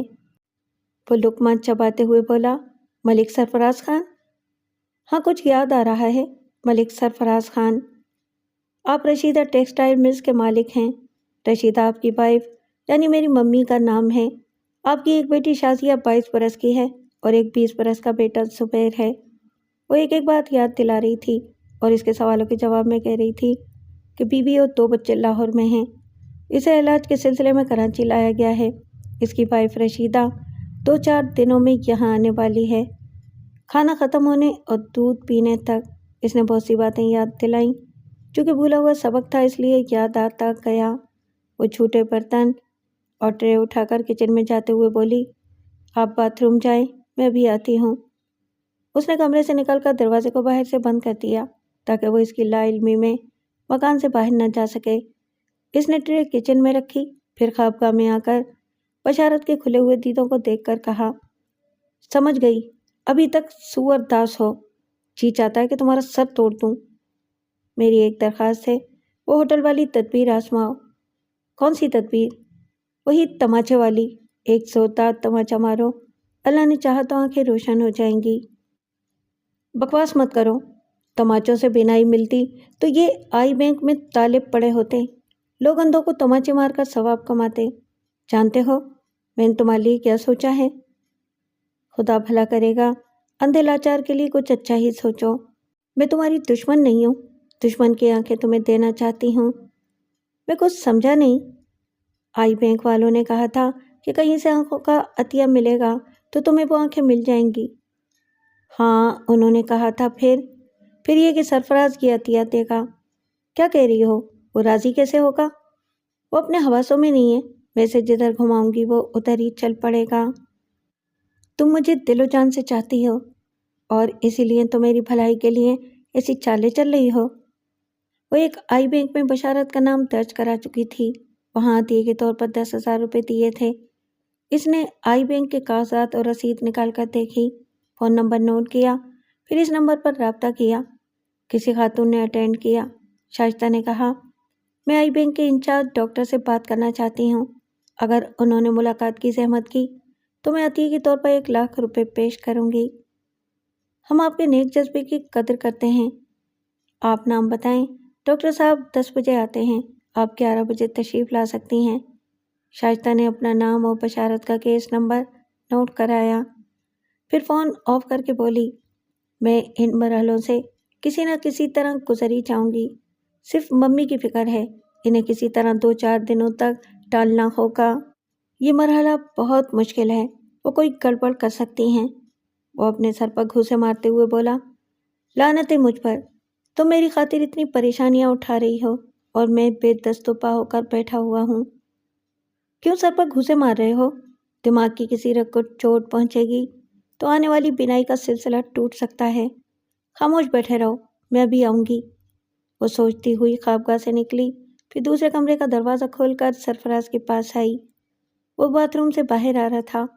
उसने कहा, पापा, आपको याद है आज एक डॉक्टर से मुलाकात का वक्त मुकर्रर है? वो कुर्सी पर बैठकर सोचते हुए बोला, मेरा हफ्सा न होने के बराबर है। तुम न होती तो मैं अंधेरों में भटकता रहता। बाय द वे, डॉक्टर क्यों मिलना चाहता है? वो सामने एक कुर्सी पर बैठकर बोली, मम्मी होती तो आपको तफसील से बताती। मुख्तसरन ये समझ लें कि माजी में आपने एक बहुत बड़ा जुर्म किया था, एक शख्स को कत्ल किया था। वो इनकार में सर हिलाकर बोला, नहीं, मैंने किसी को कत्ल नहीं किया है। मैं आपसे इकरार नहीं कराना चाहती। मम्मी ने रिश्वतें देकर कत्ल के जुर्म पर पर्दा डाल दिया है। आप कभी कानूनी गिरफ्त में नहीं आएंगे, लेकिन वादा करें کہ آپ کسی ڈاکٹر وغیرہ کے سامنے ایسی واردات کا ذکر نہیں کریں گے۔ میں کسی سے ذکر نہیں کروں گا، لیکن مجھے کچھ یاد دلاؤ۔ آپ یاد کریں، برسوں پہلے آپ میرے نانا ملک جان محمد کے ساتھ لاہور آئے تھے۔ سلامت نامی ایک ڈرائیور ہمارے خاندان کی ایک لڑکی کو بھگا کر لے گیا تھا۔ آپ نے کنڈوں کی مدد سے ڈرائیور کو پکڑا، پھر اسے کھیتوں میں لے گئے۔ وہاں گندم کی کھڑی فصلوں کے درمیان آپ نے اسے گولی مار دی۔ وہ پوری تفصیل سے وہ واقعہ سنا رہی تھی۔ سرفراز کے حافظے میں گزرے ہوئے مناظر جھلک رہے تھے۔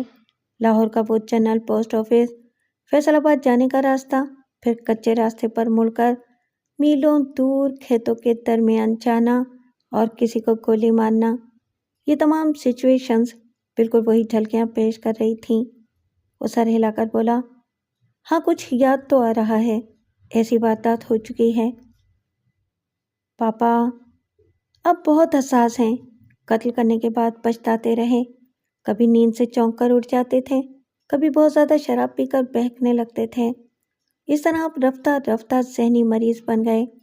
آخر ایک بات آپ کے ذہن میں نقش ہو گئی، آپ نے فیصلہ کیا کہ کفارہ ادا کریں گے، ایسی نیکی کریں گے جو آپ کی وفات کے بعد بھی دنیا میں رہے گی۔ ہاں بیٹی، میں نے اپنی دنیا خراب کی، عاقبت خراب نہیں کروں گا، میں ضرور نیکی کروں گا۔ آپ نے فیصلہ کیا تھا کہ آپ آئی بینک والوں کو اپنی آنکھوں کا عطیہ دیں گے؟ وہ گھبرا کر بولا، کیا میں نے اندھا ہونے کا فیصلہ کیا تھا؟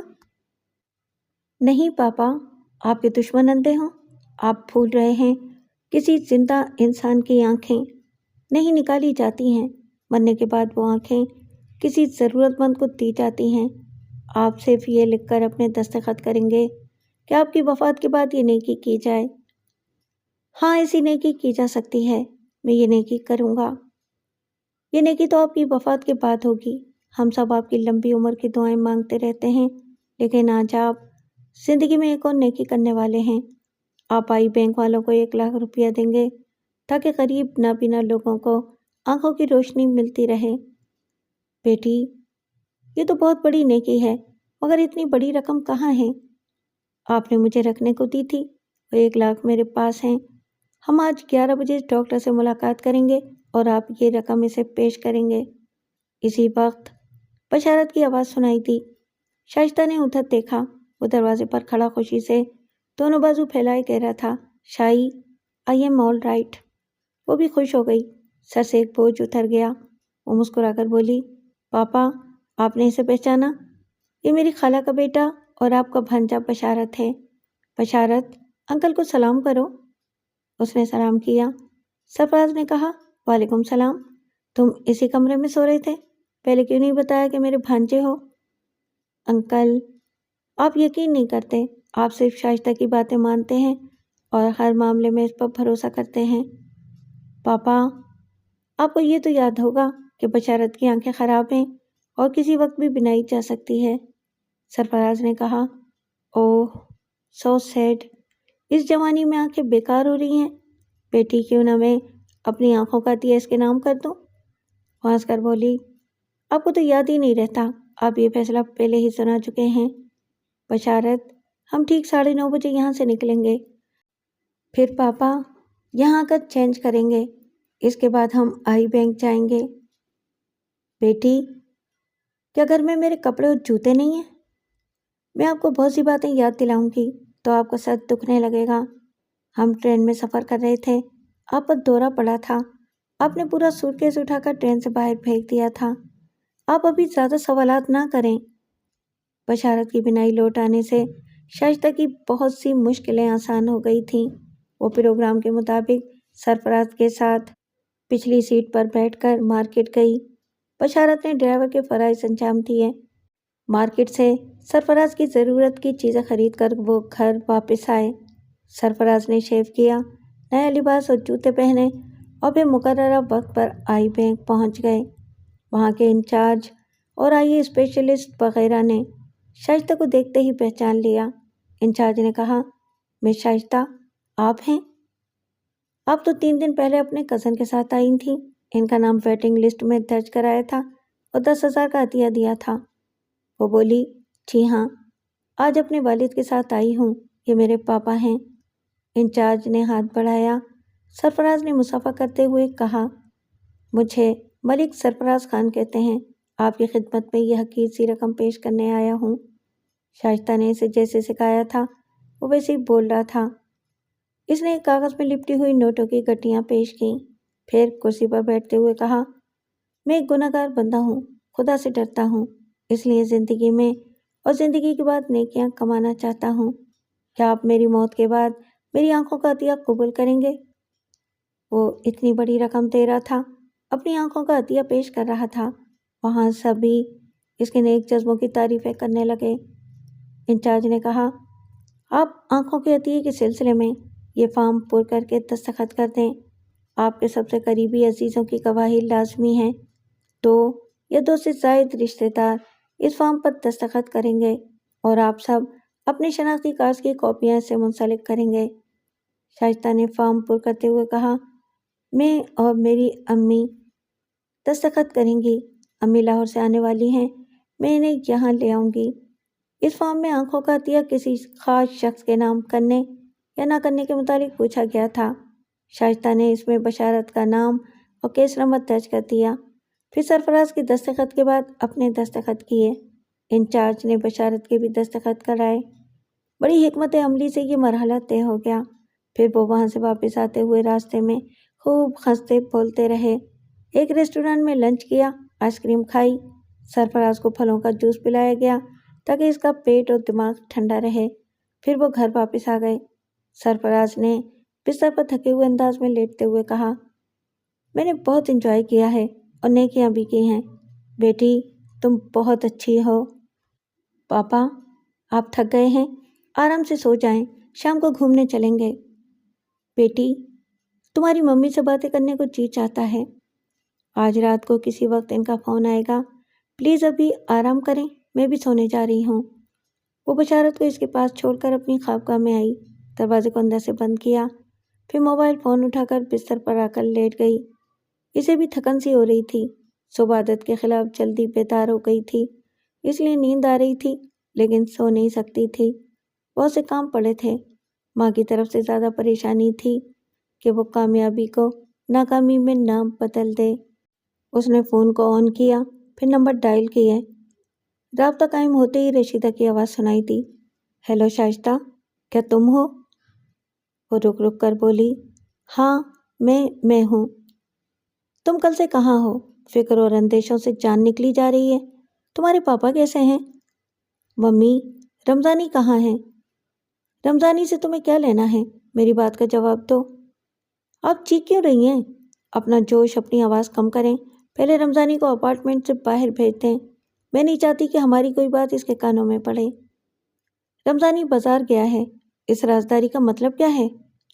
आप बाहर वाला दरवाज़ा अंदर से बंद कर लें और याद रखें, आपने ज़रा भी चीखना चिल्लाना चाहा तो मैं फ़ोन बंद कर दूंगी। आप पुलिस में रिपोर्ट लिखवाएं कि सौतेली बेटी ने सौतेले बाप को अगवा किया है। आपकी हिमाकत से पुलिस वाले हमारे मामले में आएंगे तो फिर गड़े मुर्दे उखाड़े जाएंगे। मैं कानून की गिरफ्त में आने से पहले अपने बाप के कातिल को कत्ल कर दूंगी। रशीदा पर सख्ता सा तारी हो गया। वो सोच भी नहीं सकती थी कि घर लौट आने वाली बेटी फिर दुश्मनी पर उतर आएगी। बेटी कह रही थी, मम्मी, अभी बात बिगड़ी नहीं है, सिर्फ हमारे दरमियान है। मैं दुश्मनी को अपने गर्दन में फांसी के फंदे तक ले जाऊंगी। आप माँ के रिश्ते को कहाँ तक निभाएंगी, या आप अच्छी तरह सोच लें। वो चीखना भूल गई। इल्तिजा में इस लहजे में बोली, मेरी अच्छी बेटी, मेरी जान, तुम तो अपने किए पर पछता रही थी, क्या फिर तुम पर दौरा पड़ रहा है? मैं पागल नहीं थी और ना हूँ। अगर दुश्मन से इंतकाम लेना पागलपन है तो फिर मुझसे बड़े पागल तो मेरे नाना जान थे, सरफराज था और आप थीं। क्या आप अपने पहले शौहर को इन पागलों के हवाले कर चुकी थीं? तुम ताने दे लो, मगर इतना तो बता दो कि तुम्हारे पापा कहाँ हैं और कैसे हैं। मेरे पापा नहीं, आपका शौहर जिंदा है, नॉर्मल है। खुदा के लिए मुझे इनसे बातें करने दो। आप इस शख्स के लिए तड़पती हैं तो मैं अपने अब्बू की तौहीन महसूस करती हूँ। साफ जाहिर होता है कि आप मेरे बाप से इतनी मोहब्बत नहीं करती थीं जितनी शाजिया के बाप से करती हैं। یہ باتیں پھر کر لینا، مجھے گالیاں بھی دے لینا، پہلے ان سے بات تو کراؤ۔ وہ سو رہا ہے، ڈاکٹر نے کہا ہے کہ اسے آرام کرنے دیا جائے، آپ شام 6 بجے تک اس سے گفتگو کر سکیں گی۔ خدا کے لیے مجھے یقین دلاؤ کہ وہ زندہ اور نارمل ہیں۔ کیا آپ مجھے یقین دلائیں گی کہ میرا باپ زندہ ہے؟ کیوں مجھے غصہ دلا رہی ہیں؟ آپ میرے دشمن کے لیے جتنا تڑپتی ہیں، میں اتنا ہی غصے سے کھولنے لگتی ہوں۔ میں فون بند کر رہی ہوں، شام 6 بجے آپ اسے ضرور باتیں کریں گی۔ اس نے رابطہ ختم کر دیا۔ اسے ماں پر غصہ آ رہا تھا۔ اس نے اس کے ابو کے لیے ایسی محبت اور طلب کا اظہار کبھی نہیں کیا تھا۔ اس وقت دوپہر کے 2 بجے تھے۔ وہ سونا چاہتی تھی مگر غصے سے نیند نہیں آ سکتی تھی۔ اس نے فریج سے ٹھنڈی بوتل نکال کر پی، ذرا ٹھنڈک کا احساس ہوا۔ وہ دوسرے کمرے میں آئی، سرفراز سو رہا تھا، بشارت کرسی پر بیٹھا اونگ رہا تھا۔ اس نے اسے باہر بلا کر پوچھا، کیا اسی طرح اونگتے اونگتے پہرا دو گے؟ اگر یہ نکل بھاگا تو؟ میں غنودگی سے لڑ رہا تھا، سونے کی حماقت نہیں کروں گا، بہتر ہے باہر سے دروازہ بند کر دو۔ دروازہ کھلا رہے گا تاکہ تم 5 بجے آ کر مجھے جگاؤ، میں سونے جا رہی ہوں۔ وہ اپنی خوابگاہ میں آ گئی، بستر پر لیٹ کر سوچتی رہی اور پھر سوچتے سوچتے سو گئی۔ دماغ میں پیچیدہ منصوبے ہوں اور اندیشوں میں گھر کر ان پر عمل ہو رہا ہو تو نیند نہیں آتی، آ جائے تو گہری نہیں ہوتی۔ پیچیدہ خواب پریشان کرتے ہیں۔ بشارت نے 5 بجے آ کر جگایا تو اسے یوں لگا جیسے وہ نیند میں بھی اپنے حالات سے لڑ رہی تھی۔ اس نے بستر پر بیٹھ کر کہا، دروازہ اندر سے بند کرو اور میری باتیں توجہ سے سنو۔ وہ دروازہ بند کر کے اس کے پاس آ کر بیٹھ گیا۔ اس نے کہا، میں 1 گھنٹے بعد باہر جاؤں گی، رات 9 بجے تک کھانے کے لیے کچھ لے کر واپس آؤں گی۔ تم رات 10 بجے تک میرا انتظار کرو گے، اس کے بعد سمجھ لینا کہ میں کسی مصیبت میں پڑ گئی ہوں۔ شائی، تم تنہائی مصیبتوں سے لڑ رہی ہو، کچھ تو بتاؤ، کیا کرتی پھر رہی ہو؟ یہ میری جنگ ہے، اس لیے میں ہی لڑ رہی ہوں، تم سے صرف تعاون حاصل کر رہی ہوں۔ تم یہی تعاون کر سکتے ہو کہ میری عدم موجودگی میں سرفراز کو نظروں سے اوجھل نہ ہونے دو، اسے کبھی 1 منٹ کے لیے بھی چھوڑ کر کہیں نہ جاؤ۔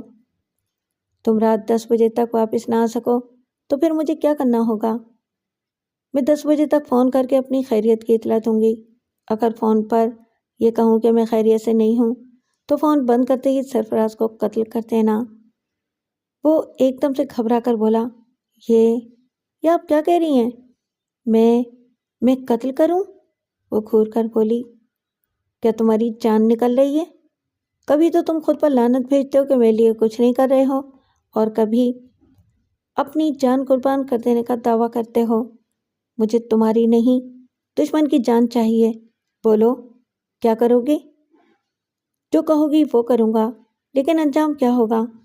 میری بینائی صحیح ہونے کا اعتماد نہیں ہے، میں قتل کے بعد کہیں بھاگ کر نہیں جا سکوں گا۔ تم پر قتل کا الزام نہیں آئے گا، میں ممی سے کہہ چکی ہوں کہ تم مجھے چھوڑ کر چلے گئے ہو۔ یہ لو چابی اور وہ الماری کھولو اور پھر اس کے اندر کے سیف کو کھولو۔ اس نے چابی لی، الماری کے پاس آ کر اسے کھولا، پھر سیف کو بھی کھولا۔ وہاں نوٹوں کی گڈیاں ایک پر ایک رکھی ہوئی تھیں۔ دوسرے خانے میں ہیرے موتیوں سے جڑے ہوئے زیورات تھے۔ وہ بولی، یہ لاکھوں روپے کے زیورات ہیں اور 22 لاکھ روپے سے زیادہ نقد رقم ہے۔ یہ میں تمہارے حوالے کر کے جاؤں گی، اس یقین کے ساتھ کہ تم چوری کر کے نہیں بھاگو گے، کیونکہ تمہارا اندھا پن تمہارے پاؤں کی زنجیر بن جائے گا۔ قتل کے بعد بھی کہیں نہیں بھاگ سکوں گا۔ عقل سے کام لو، اس کی لاش کو کار کی ڈگی میں ڈال کر کہیں پھینک آؤ گے تو نہ تم پر الزام آئے گا نہ کہیں بھاگنا پڑے گا، بس یہیں میری واپسی کا انتظار کرتے رہو گے۔ ایسے کہو نا کہ تم واپس آؤ گی، میں سمجھ رہا تھا کہ آج 10 بجے تک نہ آئی تو پھر کبھی مجھ سے نہیں ملو گی۔ تم اپنی عقل ہی استعمال نہیں کرتے ہو؟ جب میں یہ کہہ رہی ہوں کہ تم میرے زیورات اور نقد رقم لے کر فرار نہیں ہو سکو گے تو سمجھ لینا چاہیے کہ یہ میری امانت ہے اور میں کسی بھی دن واپس آؤں گی۔ پھر تو سمجھ لو کہ تمہیں دوبارہ پانے کے لیے تمہارے تمام احکامات کی تعمیل کروں گا۔ شائستہ نے گھڑی دیکھی، 6 بجنے میں 20 منٹ تھے۔ وہ بولی، تم وہاں جاؤ اور اسے جگا کر کہو کہ منہ ہاتھ دھو کر فریش ہو جائے۔ 6 بجے تمہاری خالہ جان یعنی میری ممی فون پر باتیں کریں گی۔ मैं 6 बजे फ़ोन लेकर इस कमरे में आऊँगी। वो चला गया। उसने दरवाजे को अंदर से बंद करके अपनी माँ से राब्ता किया। वो बोली, मुझे यकीन था मेरी बेटी वादा पूरा करेगी। वो कहाँ है? बात कराओ। अभी 6 नहीं बजे हैं, फिर वो बाथरूम में है। इसे बातें करने से पहले आप मेरी बातें ज़रा सब्र से सुन लें। इसका हाफजा कमज़ोर हो गया था। मैंने इसे अपने और आपके मुतालिक बहुत कुछ याद दिलाया है और इसे कहा है कि आप लाहौर में हैं और अभी फ़ोन पर बात करने वाली हैं। आप अभी यही कहेंगी कि लाहौर से बोल रही हैं और कोई ऐसी बात नहीं बोलेंगी जिसे हमारी दुश्मनी जाहिर हो। मैं यहाँ इसकी सगी बेटी बनी हुई हूँ। ये तो बड़ी अच्छी बात है कि दुश्मनी ना रहे, मगर ये दुख की बात है कि इनका हाफजा कमज़ोर हो गया है। बेटी, मैं हाथ जोड़ती हूँ, मुझे इनसे मिलने दे। फिर आप इसके लिए तड़प रही हैं? फिर मैं पूछूंगी, या आप मेरे अब्बू के लिए क्यों नहीं तड़प रखती थीं? वो रोते हुए बोली, क्यों गले मुर्दे उखाड़ती है? माँ को सदमा पहुँचाकर क्या हासिल कर रही है? इसका जवाब फिर दूंगी, अभी वार्निंग दे रही हूँ। अगर आप अभी शोहर से बातें करते हुए ज़रा भी रोएंगी या किसी भी तरह की बातें बनाकर इसे किसी शुबे में मुब्तला करना चाहेंगी तो मैं फ़ोन बंद कर दूंगी। फिर आप क़यामत के दिन उसकी आवाज़ सुन सकेंगी। तुम जैसा कह रही हो मैं वैसा ही करूँगी। खड़ी देखो, 6 बजने वाले हैं। वो बाथरूम से निकल आए होंगे, उनसे जल्दी बात कराओ। आप इंतज़ार करें, मैं देखती हूँ फ़ोन को ऑन रखें। वो सिर्फ माइक वाले बटन को ऑफ करके दूसरे कमरे में चली गई। सरफराज को देखकर बोली, मम्मी का फ़ोन है, लेकिन पहले आप ये याद करें कि मम्मी का दिल बहुत कमज़ोर है। आप इनसे आई बैंक वाली बात नहीं करेंगे। अच्छा हुआ तुमने बता दिया, मैं इस सिलसिले में कुछ नहीं बोलूँगा। इसने माइक और स्पीकर को ऑन किया ताकि इधर से माँ की बातें सुनती भी रहे। फिर कहा, हेलो मम्मी, ये ले मेरे प्यारे प्यारे पापा से बातें करें। इसने अपने और सरफराज के दरमियान फ़ोन रख दिया। सरफराज ने कहा, हेलो रशीदा, मैं बोल रहा हूँ। सरफराज बोल रहा हूँ। हाँ, मैं पहचान रही हूँ। आप कैसे हैं? मैं बिल्कुल ठीक हूँ। मेरी बेटी मेरा बहुत ख्याल रखती है। कब आ रही हो? मैं कैसे बताऊँ, कुछ कह नहीं सकती। क्यों नहीं कह सकती? कोई मजबूरी है?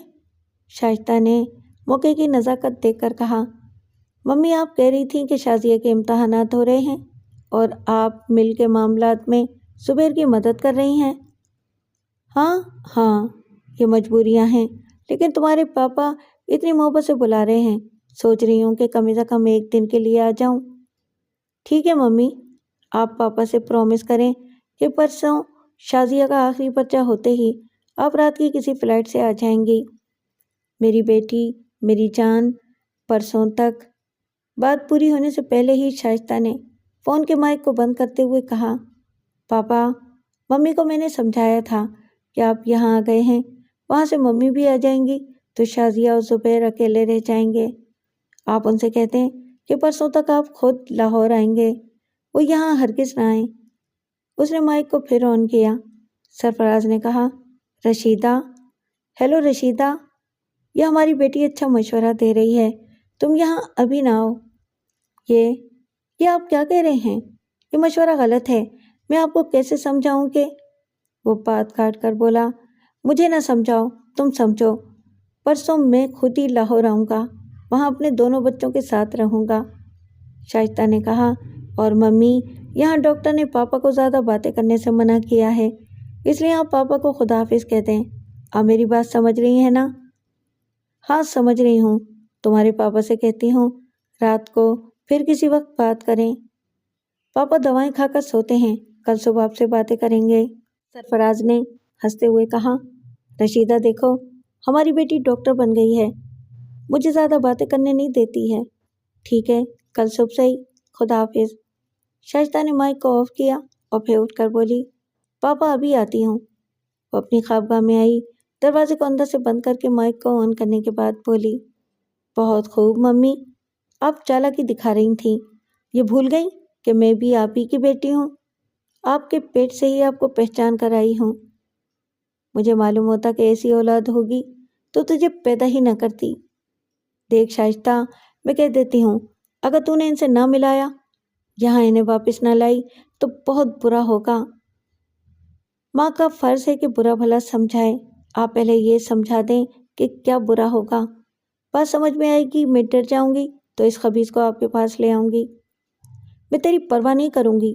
یہاں کے انسپکٹر جنرل آف پولیس سے ہماری اچھی واقفیت ہے، وہ انہیں ڈھونڈ نکالیں گے۔ ڈھونڈنے سے میں مل جاؤں گی آپ کے شوہر کی لاش کے ساتھ۔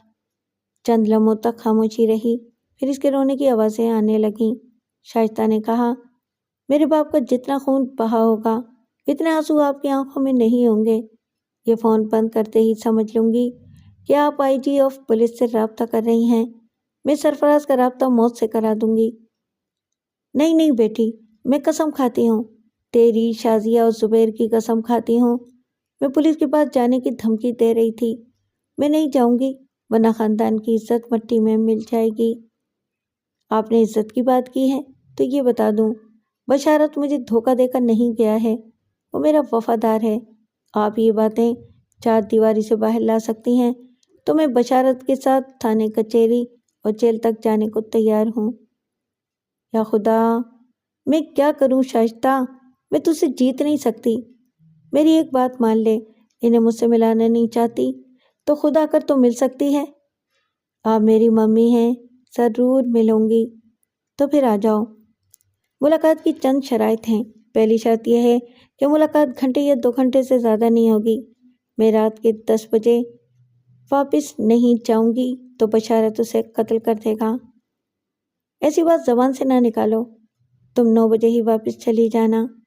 دوسری شرط یہ ہے کہ ملاقات کسی چار دیواری میں نہیں، کھلی فضا میں ہوگی۔ تم جہاں کہو گی چلی آؤں گی۔ آپ کے ساتھ صرف ڈرائیور ہوگا اور آپ کسی کو میرے تعاقب میں نہیں لگائیں گی۔ میں ایسا کوئی کام نہیں کروں گی۔ میں 7 بجے تک آپ کے اپارٹمنٹس کے بڑے گیٹ کے پاس پہنچ جاؤں گی۔ اس نے فون بند کر کے بشارت کو بلایا اور پھر اسے بہت ساری ہدایات دیں۔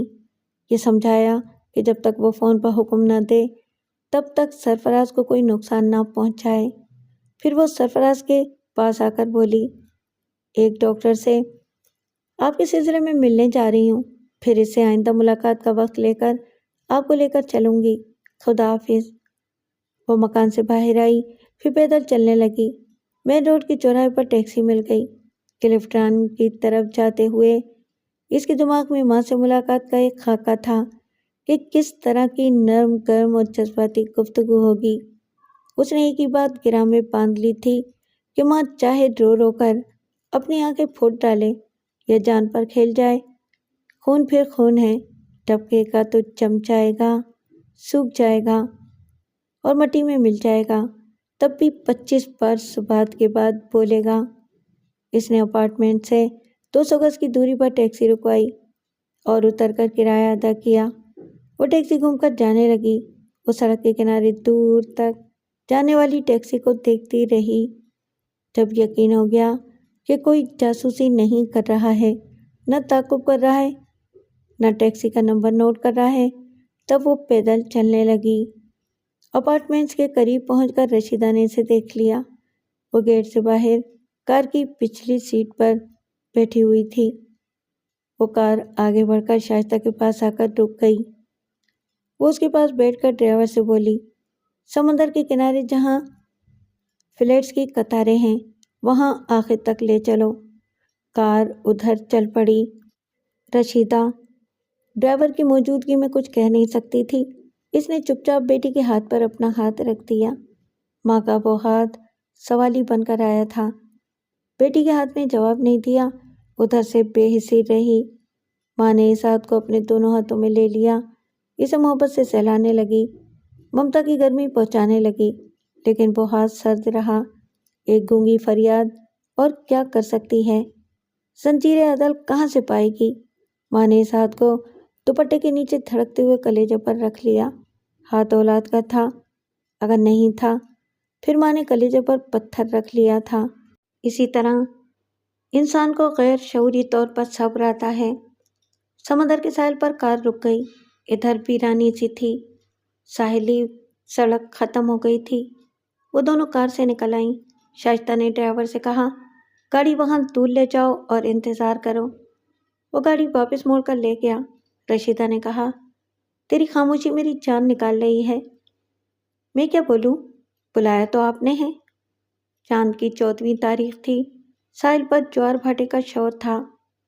جنونی لہریں ساحلی دیواروں سے ٹکرا کر منتشر ہو کر چھینٹیں اڑا کر واپس جا رہی تھیں، پھر سخت ٹکرانے آ رہی تھیں۔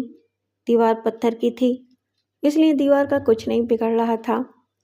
رشیدہ نے کہا، یہاں کیوں آئی ہو؟ اتنا شور ہے کہ اونچی آواز میں بولنا ہوگا۔ اسی لیے آئی ہوں کہ آپ غصے میں چیخ کر بولیں گی، تب بھی کوئی قریب کھڑی ہوئی فیملی کو سنائی نہیں دے گا۔ وہ کان کے قریب آ کر بولی، میں صلح اور سمجھوتے کے لیے آئی ہوں۔ مجھے بتاؤ، تم اپنے باپ کا خون کیسے معاف کر سکتی ہو؟ خون بہا ادا کرنے کے لیے اپنی کروڑوں کی مل تمہارے نام لکھ دوں گی۔ ممی، جذباتی مکالموں سے پرہیز کریں۔ شازیہ اور زبیر میرے ماں جائے ہیں، میں ان کا حق نہیں ماروں گی۔ پھر آخری بات یہ ہے کہ میرے باپ کے خون کی قیمت کوئی ادا نہیں کر سکے گا۔ کیا تو خون کے بدلے خون کرے گی؟ میں جواب دینے سے پہلے چاہتی ہوں، آپ کو کیا لگتا ہے؟ کیسی باتیں کرتی ہے؟ کیا مجھے کوئی تکلیف نہیں ہوگی؟ کیا کوئی عورت راضی خوشی بیوہ ہوتی ہے؟ میں دوسری عورتوں کو نہیں جانتی، آپ کو تو بیوہ بننے کی پریکٹس ہے۔ رشیدہ نے اس کا ہاتھ تھام کر کہا، تجھے کیسے سمجھاؤں کہ تیرے باپ کے وقت میں کتنی مجبور تھی؟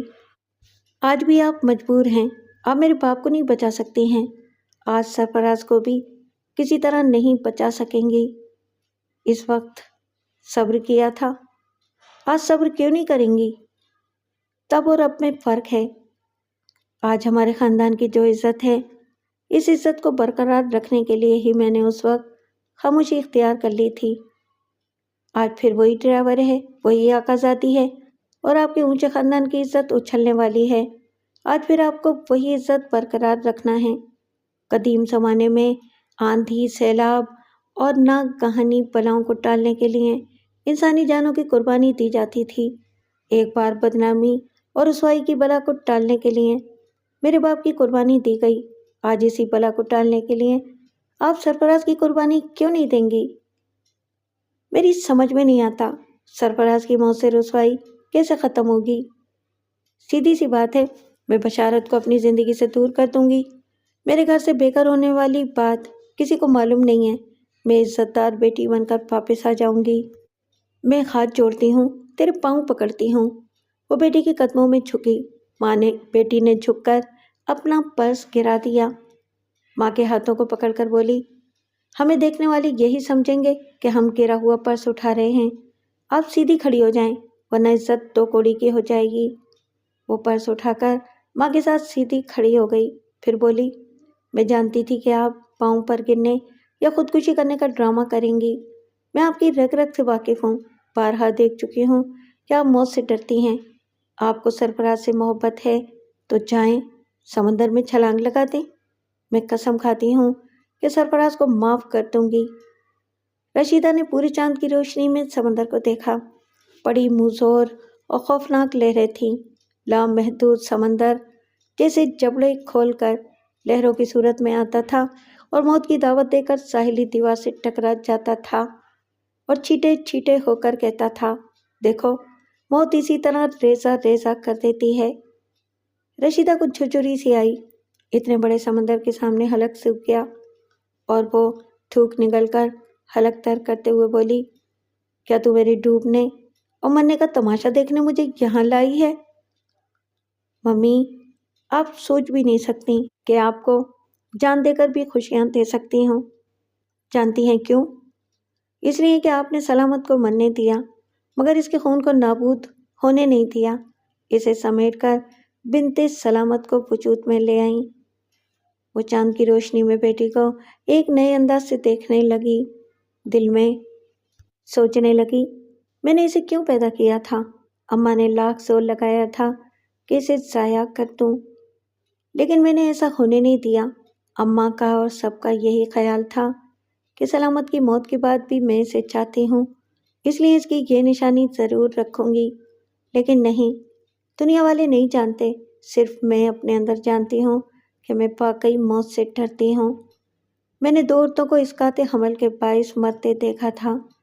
میں نے سلامت کی چاہت کو غلطی سمجھ کر نظر انداز کر دیا تھا، لیکن اس بیٹی کو پیدا کرنے پر مجبور ہو گئی تھی۔